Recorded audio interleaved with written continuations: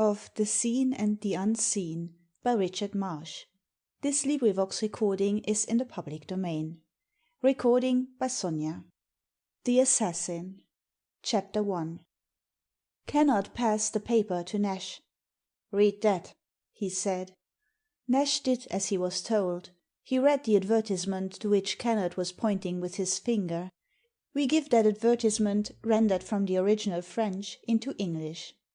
An individual wishes to be rid of the insupportable burden of existence. For particular reasons, this individual wishes to leave behind a certain sum of money. In exchange, therefore, for a suitable amount, the advertiser will undertake to perform any deed which shall inevitably result in death. Address: Tired, 30 bis, Rue de Pékin. "Candid almost to a fault," was Willie Nash's comment. "Gerbert, what do you think of this?"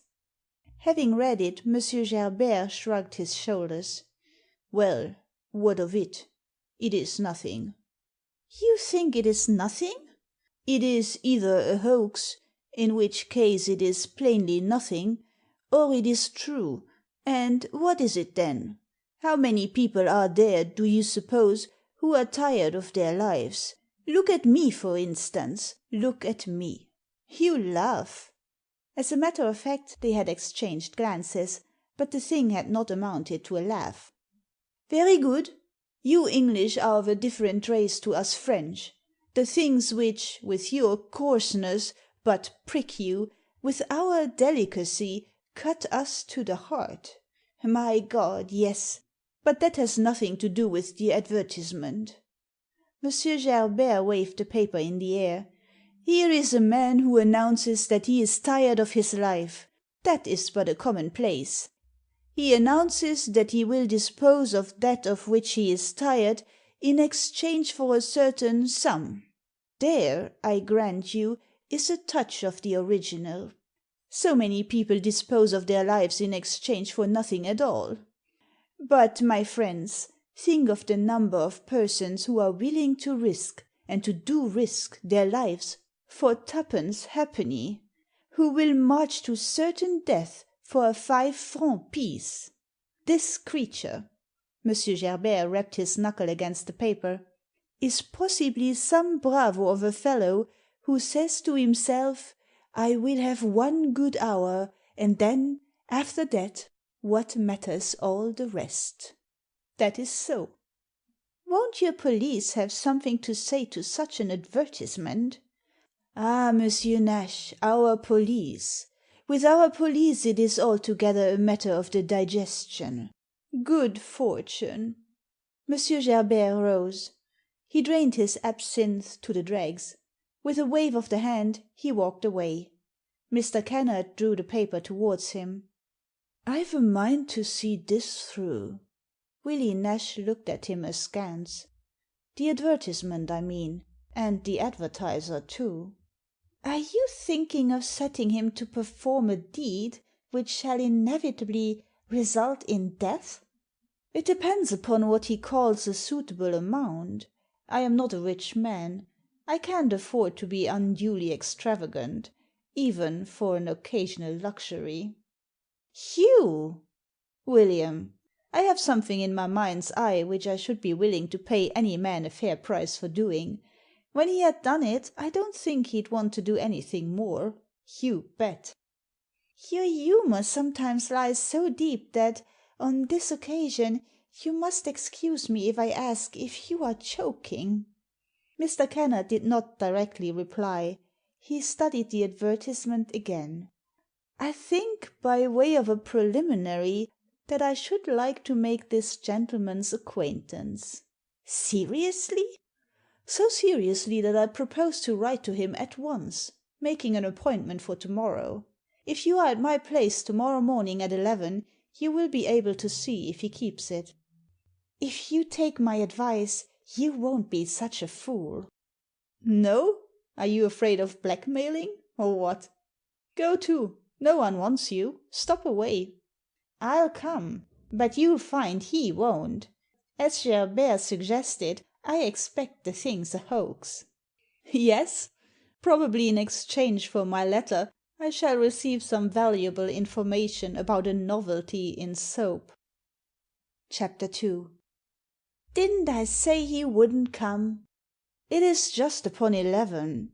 Give even an assassin a minute's grace." "Seriously, Hugh, if the fellow does come, I would strongly recommend you to be extremely careful what you say to him.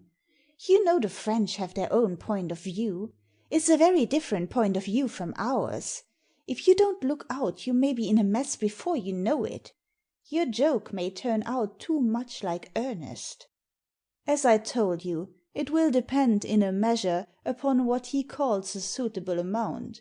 I can't afford to pay too much, even for murder." "You!" There was a knock at the door. "Who's that?" "It's the assassin." "Enter." The door opened. There entered a woman. They stared.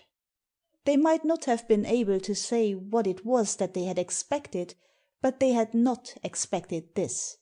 The woman was slightly built, of medium height. She was dressed in black.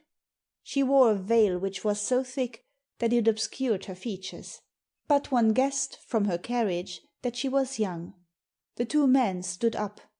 She remained in the doorway with the handle of the open door still in her hand. "Monsieur Hugh Kennard?" Certainly the voice was a young woman's. She spoke softly and with a little tremor, as if she caught her breath. Mr. Kennard bent his head. "I am Monsieur Kennard." "And this gentleman?" The woman motioned with her hand towards Willie Nash. "This gentleman is my friend, my very good friend." The woman seemed to hesitate. The two men said nothing. They gave her not the least encouragement. At last, apparently arriving at a resolution, coming right into the room, she shut the door. "This, Monsieur Kennard, is your letter." She held out a letter which Mr. Kennard recognized as the one which he had written. "You said 11. To me the hour was a little awkward. But I am come." "To whom have I the pleasure of speaking?" asked Mr. Kennard after a pause, during which he had looked at his friend, and his friend had looked at him. "To an individual." Stepping forward, Willie Nash advanced a chair. "Permit me to offer mademoiselle a seat." He laid a stress upon the mademoiselle. She did not seem to notice it. "Thank you. I had rather stand." There was silence. She stood, seemingly at her ease, her hands at her side, eyeing Mr. Kennard through the thick folds of her veil. "Mademoiselle," he followed Mr. Nash's lead, "must forgive my observing that her description of herself as an individual is a little vague." "Monsieur understands sufficiently what that description conveys. I am the individual to whom life has become an insupportable burden." "It is impossible." "How impossible?" "It is impossible that to mademoiselle life can already have become an insupportable burden." So far the woman's intonation had been curiously sweet, with something in it which suggested the voice of a child. Now it perceptibly changed. It became, as it were, a little caustic. "Will monsieur have the goodness to confine himself to the matter which is in hand? I am here at monsieur's particular request. What is it monsieur would wish that I should do?" "I cannot conceive that mademoiselle is in earnest." She showed signs of impatience. "How shall I convince monsieur? Does he desire from me an oath? I am ready. If, in exchange for a particular amount, monsieur will tell me what is the task he requires from me, which shall inevitably result in death, by my actions I will quickly prove that I am in earnest, at least, so far as that." "But surely mademoiselle must perceive that she has me at a disadvantage. She knows me by name, by sight. She would even know my private affairs, yet she will not even suffer me to see her face." "I am but an instrument. What does it matter what an instrument looks like, so long as that which it does is done efficiently. Suppose, on the other hand, that, so soon as I have shared with mademoiselle my confidences, she goes from here to the police." The woman hesitated. "What is the amount which monsieur is prepared to offer in exchange for the task which he requires?" "What is the sum which mademoiselle has in her mind?" 10,000 francs. She drew herself upright, throwing back her head with a little defiant gesture, as if the sum she named had been a superb one. The two men started. They stared at each other. Willie Nash distinctly smiled. 10,000 francs!" cried Mr. Kennard. "Is it possible that mademoiselle is willing to give her life in exchange for 10,000 francs?" "It's not my life I give. My life is nothing — to me or to anyone. I ask 10,000 francs in exchange for the deed which you would set me to do. In other words, I desire that my death may be worth something, though my life is of no account. What is it that monsieur requires?" "Suppose I were to require you to kill Monsieur le Président?" For the first time she showed signs of emotion. She started — so unmistakably that she had to lean for support on the back of the chair which Willie Nash had offered her. "Kill Monsieur le Président? That would not be very pleasant." "Does mademoiselle suppose that a deed, the doing of which would inevitably result in death, would be surrounded, as a matter of course, with all the elements of pleasantness?" "Monsieur laughs at me. I desire that monsieur will not laugh. I am ready. If monsieur will give me his word that he will pay 10,000 francs in a certain quarter so soon as he learns that Monsieur le Président is — no more, I will do what he requires." When he spoke again, Mr. Kennard's tone was even unwontedly dry. "Am I to take it that mademoiselle is in earnest?" She hesitated. Then with both her hands she raised her veil. "If monsieur will look at me he will see I am in earnest." What the two men did see was that she was scarcely out of her girlhood, surely not out of her teens. She was fairer than the average French woman. Her face was broad across the cheekbones. Lower down it narrowed almost to a point at the chin. Her eyes were big and serious, the eyes of a child. Her pretty, tempting, grave little mouth was well matched with her eyes. As she said, one had but to look at her to see that she was in earnest, with the earnestness of a child. "Monsieur," in her voice there came now and then a throb which was in odd consonance with the pathos of her whole appearance, "I entreat you to believe that I am in earnest. I entreat you to believe that to me life is less than nothing, that all that is left me is to die. But I would have you to understand that I am so placed that, in dying, I would wish my death to be worth more than my life to those who may be left behind." Tears were in her eyes. Mr. Kennard dashed across the room to her. "For goodness' sake, child, don't cry. Come, sit down and tell me all about it." "Monsieur, do not touch me." "Touch you? Why, I'm old enough to be your father, child." "Monsieur, I desire you not to touch me." She withdrew her hand from the pocket of her dress. In it she was holding a revolver. Mr. Kennard stared at her, his whole face a vivid note of exclamation. "You — little firebrand!" "I was aware that in my situation I was liable to be insulted. I can assure monsieur that I am prepared. May I again ask monsieur to confine himself to the business which is in hand?" "What do you call the business which is in hand? Do you suppose—" With sudden ferocity Mr. Kennard thrust his hands into his trousers pockets. "Is it possible that you suppose that I was seriously offering you 10,000 francs to kill the President?" The contrast between the man's amazement and the girl's seriousness was, in its way, ludicrous. "What, then, is the deed which you would have me do?" deed I would have you do." With both hands Mr. Kennard rumpled his hair. He turned to Willie Nash. "Nash, did you hear her? She asks me what is the deed I would have her do. As if I were the villain at the Vic, and she my ruthless minion." Although Mr. Kennard spoke to his friend in English, something in his manner seemed all at once to give the girl a glimpse of the sort of man he really was. With understanding, the tears came again into her eyes. "I perceive you have been having a jest with me. I wish you, monsieur, a good day." Before they could stop her, she had gone. Willie Nash stared at the door, which he had pulled to behind her.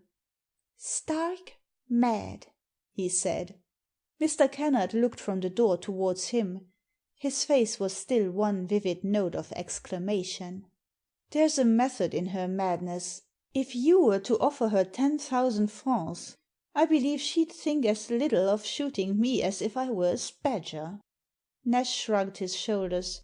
He took out his cigarette case. "I told you that the French had their point of view and we had ours." "Did you indeed? William Nash, if you only had been someone else, what a clever man you might have been."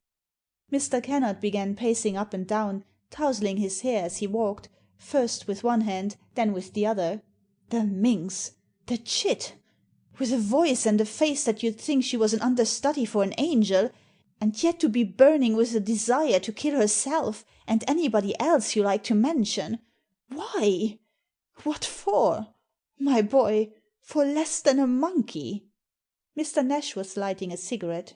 "It is only," he observed, "after you have lived some time in France among the French that you begin to realize how much abroad you are." Mr. Kennard stood still to glare at him. "Sententious jackdaw!" He recommenced his walking to and fro. "I say, William, how would you like to marry her?" There was the sound of someone at the door. "Hullo! Is this her back again?" When the door opened, however, it was M. Gerbert who came in. Mr. Kennard went and laid his hands upon his shoulders. "Gerbert, I've been having an interview with the assassin." Mr. Kennard was 6'4", and M. Gerbert was about 4'6".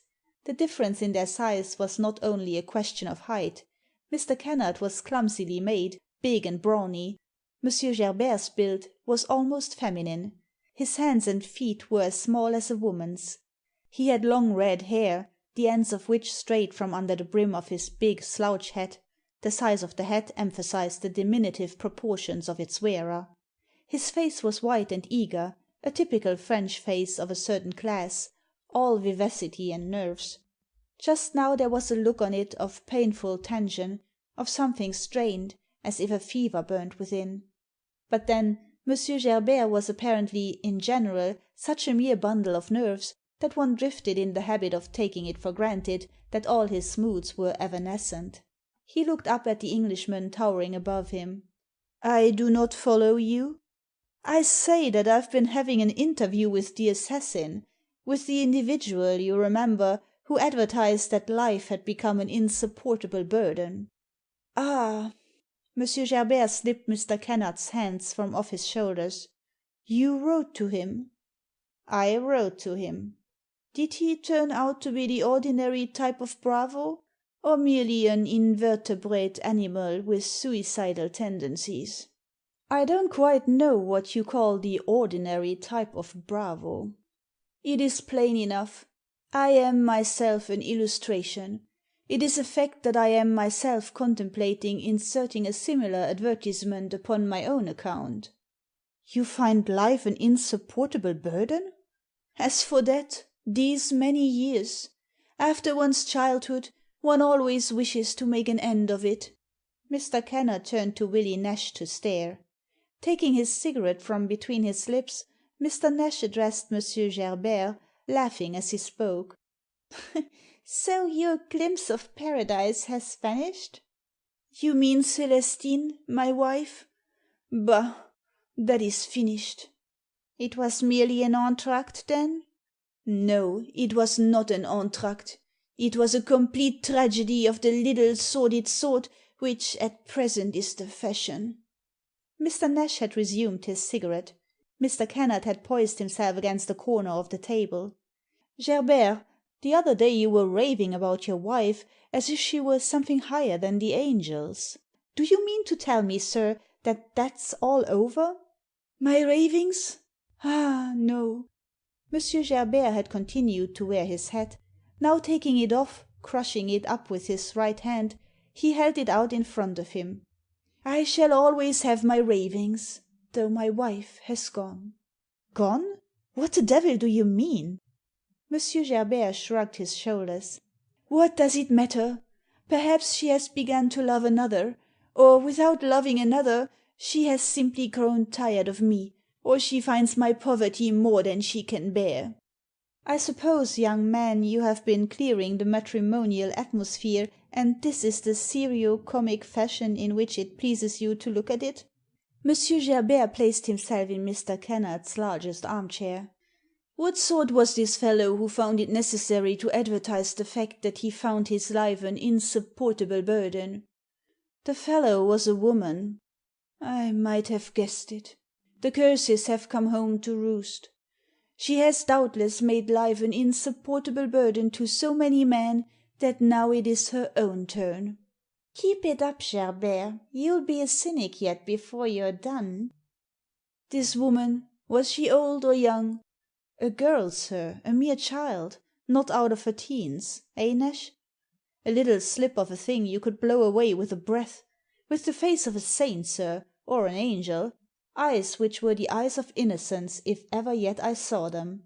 And yet, by George, sir, she offered for 10,000 francs to kill the President. Kill him, sir. And she spoke as calmly as if she were telling you her size in gloves. Upon my soul, I believe she'd do it too." 10,000 francs? Was that the sum she asked?" 10,000 francs, sir. I might have understood it if she had asked 10,000,000, but for a pittance such as that "I perceive. You have yourself your price, then?" "It is strange. This woman's price is mine." "Guarantee me 10,000 francs, and I will myself kill the President with my own hands." Mr. Kennard looked at Monsieur Gerbert for some moments in silence. Then, going to the mantelpiece, he began to fill his pipe from a tobacco jar which stood upon a bracket. "Gerbert," he said, "you promised to introduce me to Madame Gerbert. When are you going to keep your promise?" "It is too late." "Don't talk nonsense." The big man had filled his pipe. As he lighted it he puffed out clouds of smoke. "Gerbert, if you've nothing particularly on, ask me to spend this evening with you. And if you've no special objection to the fellow, such as most people seem to have, I'll bring Nash." While Monsieur Gerbert seemed hesitating, Mr. Nash spoke. "My dear Gerbert, Kennard is not only an Englishman, but I assure you he's an unusual specimen, even for an Englishman. I'll kick him if you like." Monsieur Gerbert raised himself out of the depths of Mr. Kennard's easy chair. "I see no reason why you should not come. I see no reason. Monsieur Kennard, Monsieur Nash, I hope to see you in my little apartment this evening about 8. For my wife I cannot promise. I see very little of her myself. I cannot undertake that you will see anything of her at all. But for me, to me you will be very welcome." He moved to the door. "Until this evening, my friends. About 8." For some minutes after the Frenchman had gone, neither of the Englishmen said anything. Mr. Kennard, his head thrown back, his pipe between his teeth, puffed clouds of smoke towards the ceiling. He was the first to speak. "Not a very genial invitation, eh, William?" "My dear Hugh, what it is to be heavy-footed! Did you happen to observe that the fellow was half beside himself with trouble?" "I did. Because you are as blind as a bat, it doesn't follow that we all are." Pause. More smoke. "Should you say that the trouble is with his wife, or with his money?" "My experience teaches me that when a man has trouble with his money, he also, as a matter of course, has trouble with his wife." CHAPTER 3 Monsieur and Madame Gerbert lived, it seemed, au cinquième. Mr. Kennard and Mr. Nash were conscious that, as they mounted higher, they seemed to be leaving even cleanliness behind them. The last staircase was in a state of almost dangerous dilapidation. The plaster was coming in great patches off the wall. Mr. Kennard hesitated before he knocked at the unpromising-looking door. "If I had had any idea that things were so bad as this with him," he murmured. "Hang me if I would have suggested coming. What a brute he must suppose I am." Mr. Nash was, as he was too apt to be, sententious. "You must never infer how a Frenchman lives, or where, from his appearance at his café." They knocked 3 times, and still there was no answer. Mr. Kennard was about to propose a retreat, when Monsieur Gerbert himself opened the door. "Enter, gentlemen." They entered somewhat solemnly. When they were in, Monsieur Gerbert stood with his back to the door. "You see, gentlemen, this is my little apartment. I told you it was a little apartment, did I not?" He had done so, but not how little, nor how bare it was of furniture. The room was a mere cockloft. It was lighted by a tin lamp which stood upon an old wooden table. This table, a bed in a corner, and a chair or two was practically all the furniture the place contained. It was not only the abode of poverty, it seemed to be the abode of actual destitution. Still standing with his back to the door, Monsieur Gerbert took an obviously wry-mouthed pleasure in openly avowing the fact. "I heard you knock, gentlemen, 3 times. Why did I not open? Because I was ashamed. I have had the pleasure of your acquaintance now 2 years. You have known me as a gentleman, as one of yourselves. You may well believe that I felt it difficult when the moment came to prove to you that, after all, I was only a beggar, and lived in a loft." "My dear Gerbert," stammered Mr. Kennard. His friend was readier. "My very dear fellow, you don't suppose that you are the only man who has known what it is to be hard up. Why, I myself have slept in a doss house, and I've been glad to have the 4 pence to do it with." "I understand you. I thank you, Monsieur Nash. I am now worse off than you were, as they say in the fairy tales, once upon a time." "My dear Gerbert," blundered Mr. Kennard, "if you had only hinted, if you had only told me—" He got no further. Monsieur Gerbert continued, after a fashion of his own. "If I had only told you what? You see, I still have clothes. I have a decent coat. It is true I find my shoes begin to want a little careful touching, and I do not care to allow my shirt to become too prominent, but so long as I could bear myself with decency, what was there then I should have told you? You must forgive my saying that I should have told you nothing now, if you had not, in a measure, forced me to confession. But I seem to be lacking in hospitality. I have often been to your apartments. It is the first time you have come to mine. I beg of you to make yourselves entirely at your ease." Mr. Kennard was already tousling his hair, as was his habit when disturbed. And Madame Gerbert? My wife is gone." "Gone, Gerbert? What do you mean?"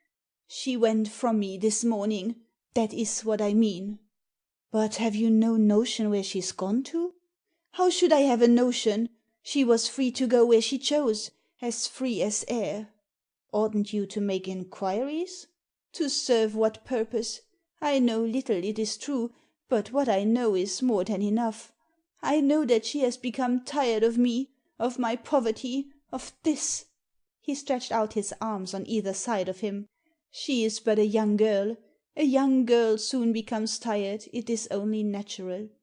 But I am too much of an egotist. I weary you with trivialities. You must excuse me if I do not offer you to eat or to drink.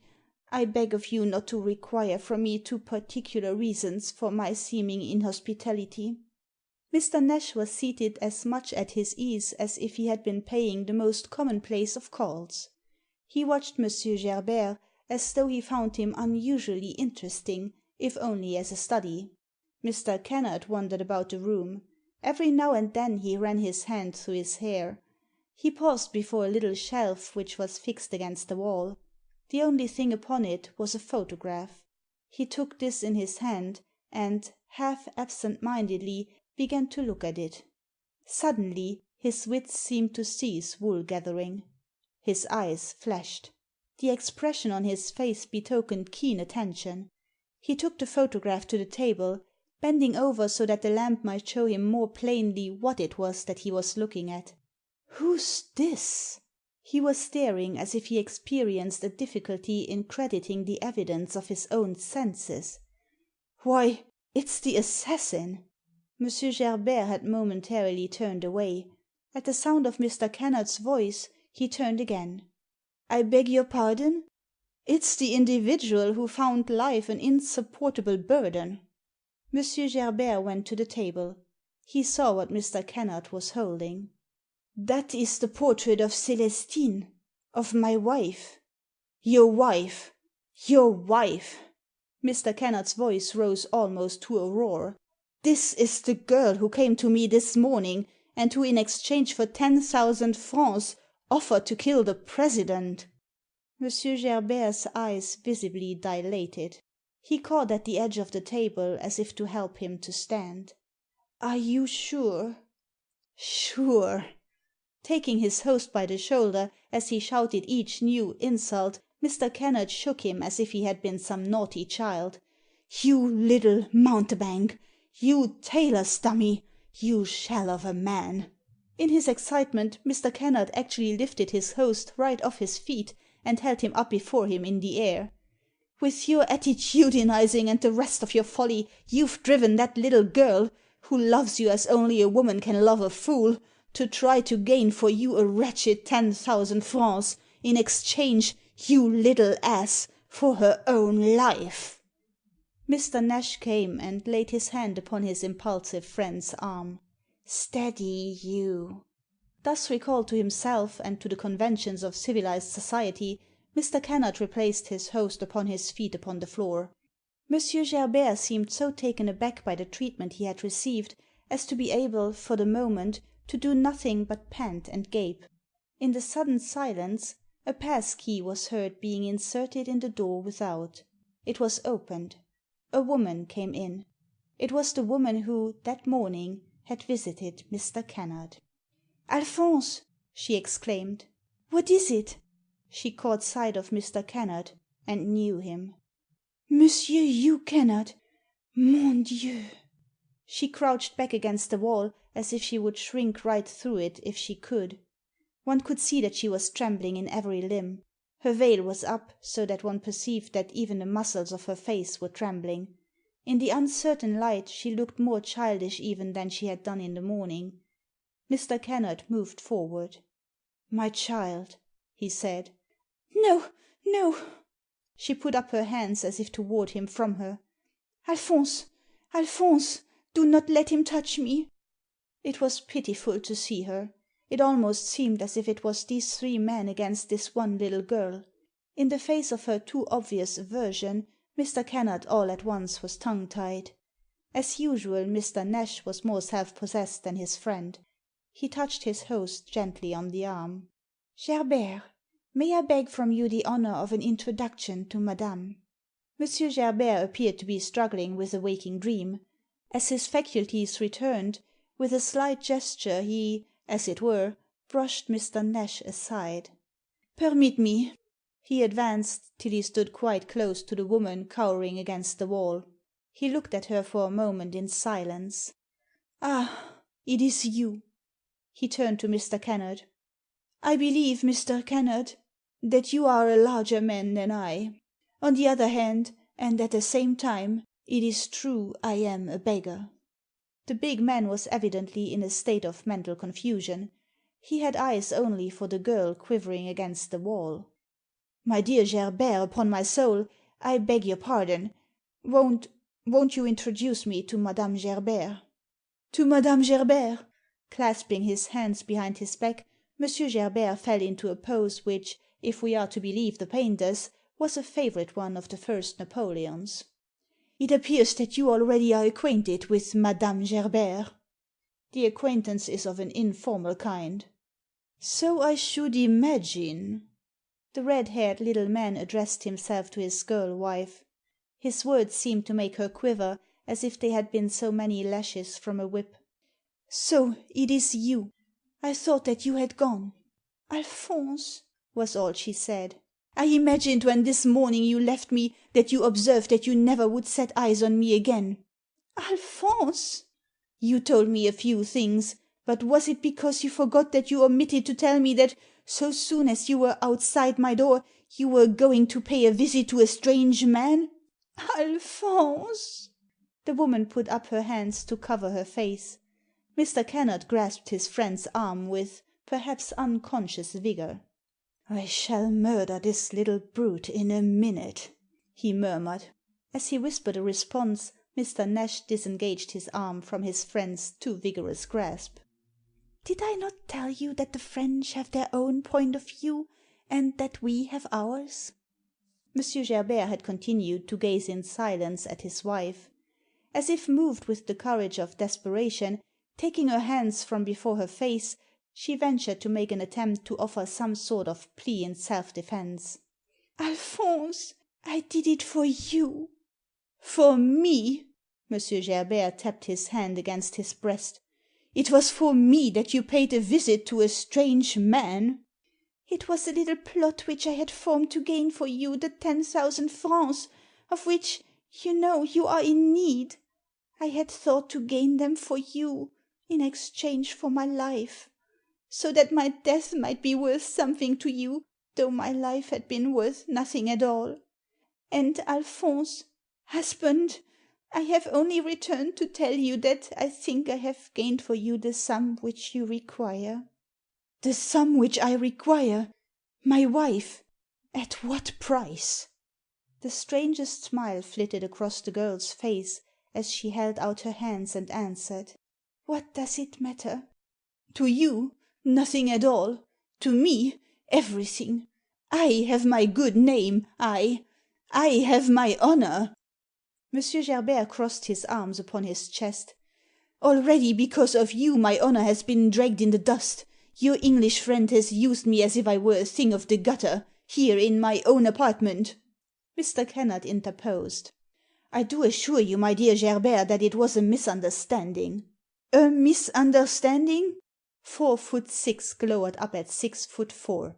Before the pygmy the giant seemed to cower. "It is a misunderstanding, Monsieur Kennard, which can only be explained with your life, or with mine." "Alphonse, my husband!" The girl advanced. The man shrank back. "Madame Gerbert, have the goodness not to defile me with your touch. To the other things which you have brought me it but remained to add dishonour. That also you have brought me, last of all. Since, therefore, you have lied to me, and have returned to crush me into eternity with the last offering of your shame, which, unfortunately, because it is yours, 1,000 times more is mine, for me it but remains to go." M. Gerbert made a movement towards the door. Mr. Kennard caught him by the shoulder. "Gerbert, don't be a fool." In an instant M. Gerbert was like a wild cat in a frenzy. Leaping up at Mr. Kennard, he attacked him, literally, tooth and nail. He poured forth language which was not only unparliamentary, but also unprintable. The big man, in his turn, was so taken by surprise that he made not the slightest attempt even at defence. The first paroxysm of his fury exhausted, the little man stamped on the floor and shrieked with rage. "If I had but a pistol!" he screamed. His wife, who was standing a yard or two away from him, took something from the pocket of her dress. "I have a revolver," she said. She proved it by discovering that she had such a weapon in her hand. It was probably the same one with which, in the morning, she had kept Mr. Kennard at a distance. Mr. Nash called out to his friend. "Keep tight hold of him, you! Don't let him get near it for your life." Madame Gerbert turned to him with that air of simple seriousness which was so like the exaggerated seriousness of a little child. "It is not for my husband. It is for me." Before they had a suspicion of her purpose, she placed the barrel of the revolver against her brow, and fired. It was done so quickly that, although Mr. Kennard rushed forward, while the words were still as it were, upon her lips, he was only in time to put his arm about her body as it was falling, dead.